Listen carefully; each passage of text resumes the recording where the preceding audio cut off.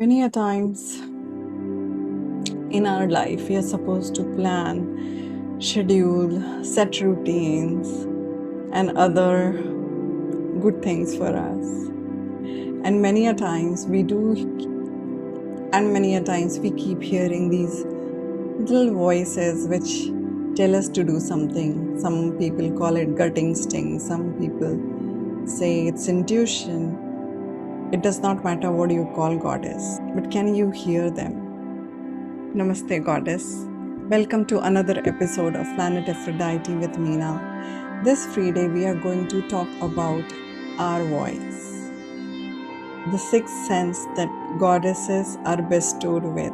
All human beings have that, but Shakti or the female energy or the goddess energy has better of it.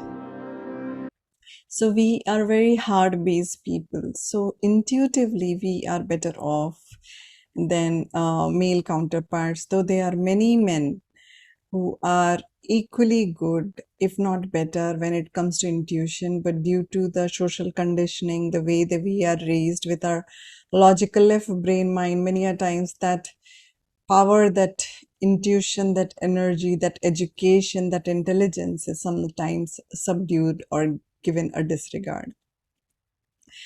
So, Goddess, have you ever heard your gut saying something that this is the right person, that is the right person, or do this, or do that, go there, or something like that? Have you heard those voices, little nudges, or buy this, or do nothing, just sleep, or anything like that, or cancel your plan, even cancel your wedding, whatever? Have you ever got those nudges? Yes, the one you just had and which made you smile is the one I'm talking about. So today I was listing out manifestation that happened in my life, and most of it has come so intuitively and so effortlessly. And I have realized my best passages of life are written with the magical ink of intuition on the pages of wisdom by the gut. It is so beautiful that even in my best capacity, I could not have planned or done something more beautiful than the one that happened with me when I just surrendered and listened to my inner voice.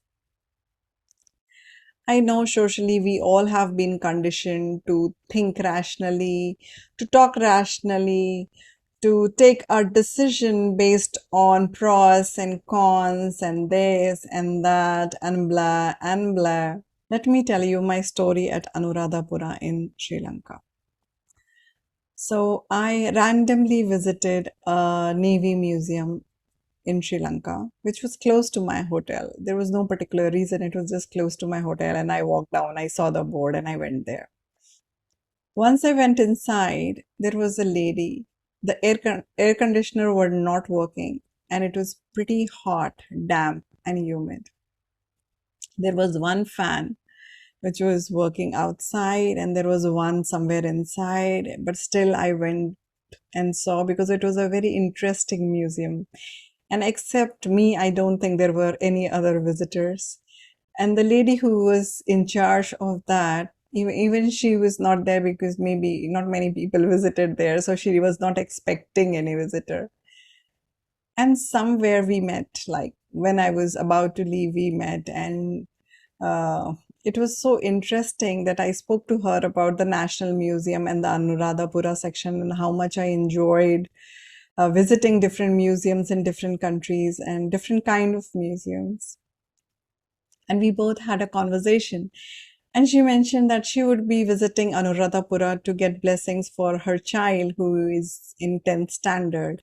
It seems it's like a Buddhist tradition wherein, for any good event that's going to happen, people go to Anuradhapura, which is the oldest capital of Sri Lanka, and get the blessings of uh, Buddha, where uh, the first Buddhist temple that was built by Ashoka's daughter. So it has a huge banyan tree, and it is said that Buddha got his enlightenment under that tree. So it was a branch of that tree that she brought to Sri Lanka. So I was very intrigued about Anuradhapura, and I asked her how to go there. I mean, can I book a cab for it? How do I go about it? And she asked me that I can go to the railway station and get the ticket done. So I went to the station randomly. Okay. I went to the station. I booked a ticket for myself in first class, and it was 5:30 a.m. in the morning, and I booked it. And next day I was at the station. I got the train and I went for that place. Just randomly, coincidentally, the person who was sitting next to me were also going to Anuradhapura to seek blessings for their child exam. And then what unfolded was the most beautiful day in my solo traveling journey. And they decided to travel with me to all the places where of Anuradhapura instead of one temple. We had hired a van and we all went together.